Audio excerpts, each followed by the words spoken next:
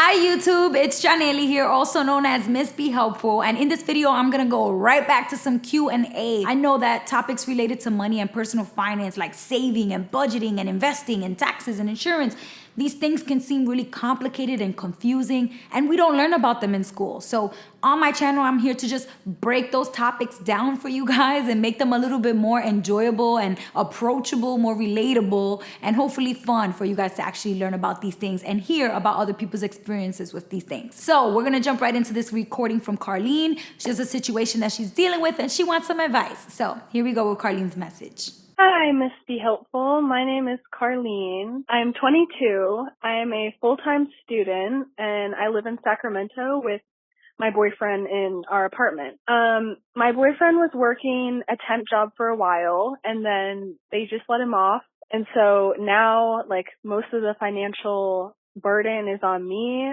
until he finds another job. We're both really young, and so we haven't quite figured out saving and budgeting. And so he doesn't have any money and I have my financial aid. However, we were relocating from Nevada and we had used a portion of my financial aid for the deposit, the move, everything like that. So I just ran out of my financial aid about a week ago. I'm not currently working because I'm at a big university and I'm not really sure what to do because right now I can only use my credit card. That's the only access to money I have. And I do have my mom and some family and friends that might lend me money, but I really don't want to ask them because, to be honest, it's embarrassing that we're at this point. I don't know. I'm just overwhelmed. And so I guess my question is, what would be the best way for us to go forward financially at this time? Should I reach out to family and friends? Should I try to get a part-time job? Should we just wait until my boyfriend gets a job? I'm really not sure. So I would really, really appreciate your advice. And I love all your videos. Thank you so much. Bye. All right, so you have heard Carlene's situation.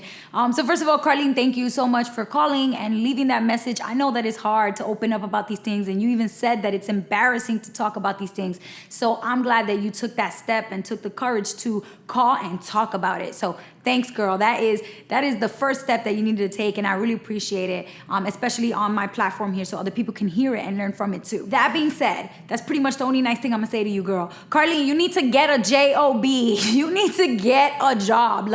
I know that you're at a big university, but girl, I was at a medium to big university and I had 4 jobs at one time in college. I think at one point I actually had 5 jobs because I started working at the call center too, and I was swiping IDs at the library. I was working at the campus eateries. I was doing pizza. I was managing the pizzeria at night, and I also worked for one of the deans on campus during the daytime between classes.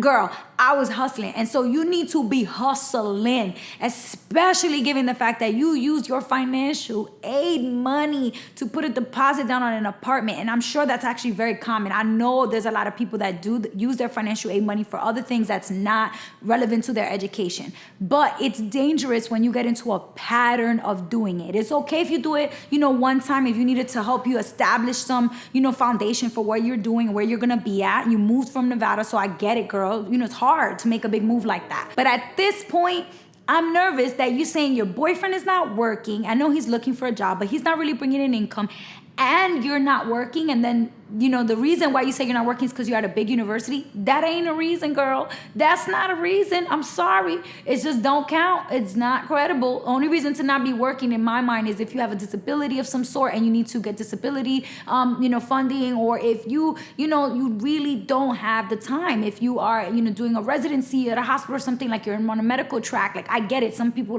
really cannot get a job outside of what they're doing.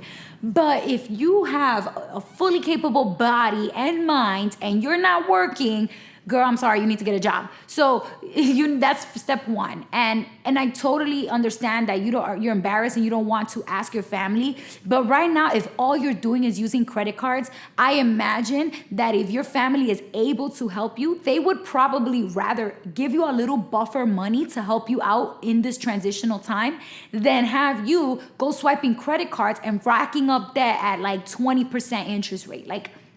I think if I were you, what I would do in your position is I would go to my family, tell them, hey, we're actually getting to a point where financially we're being challenged a little bit here. We just used some of the financial aid money that came through to get the move going, to get established, to get the apartment deposit and all the things we needed. But while my boyfriend is looking for a job, there's no income coming in really on his end, and my end is that I'm in school. So, and while I'm looking for work, we would love, if possible, for the family to put together maybe a buffer of $500 to $1,000, maybe something, whatever is reasonable for your family. If it's $300, if it's $500, to just hold you over until you secure a job or 2 jobs. Girl, sometimes you got to work multiple jobs. That's the reality of living in, in the situation that you're in financially and being in college. Like, hello, most people are broke in college. And then also until your boyfriend finds his job. So at the end there, you said, should I wait for him to get his job? What should we do? I wouldn't really wait. I would take action. So step 1, I would go ahead and utilize your family and your support system. If they have the ability to help you, girl, you got the privilege and the luck and all the love and support in the world that you have from your family. Girl, go ahead and take an opportunity to ask for that, because you're lucky that you have it. A lot of people are not fortunate to have that kind of support. So I would definitely go ahead and ask. And then they, might give you a little bit of a buffer that can hold you down till you get the job. Once you get your job, you can start paying your family back, maybe monthly or weekly, as much as you can. And definitely start making payments on those credit cards. Do not just send the minimum. As soon as you get a check, send 2-3 times whatever the minimum amount that they're charging you on those credit cards. Because my biggest mistake that I made in life, one of them, because I made a lot of mistakes, but one big mistake I made was just getting stuck in that pattern of sending the minimum payment with my credit cards every month. And girl, it was a disaster, because thousands of dollars of credit card interest accrued while I was in college, living my life and charging things on my credit card, not really thinking that one day at some point in my future, I'm gonna have to pay all of this back. And so if I were you, I would definitely try to pay off more than just the minimum on those credit cards if you can. And then just sit down with your boyfriend and figure out what are your priorities in the apartment. Because I bet there's gonna be some things that you guys could probably cut out of your budget. Like, you're gonna have to make some sacrifices so that you guys can like really get your money together in the next couple months, maybe even a year or 2, where you guys are living real frugal, making some sacrifices. It's better to do it now while you're young. You guys don't have any kids. You guys don't have a lot of responsibilities besides your schoolwork and your job. So I would take advantage of that youth and the opportunity to like just make a couple sacrifices. You have your own place. You guys can enjoy time there, stay in a lot more than going out, right? Cook at home, make your lunch, prep your meals, and take advantage of things like that so that you're not out here buying expensive lunch every day, buying Starbucks, buying all these things. Like, try to make sure that you're not spending unnecessarily as much as you can.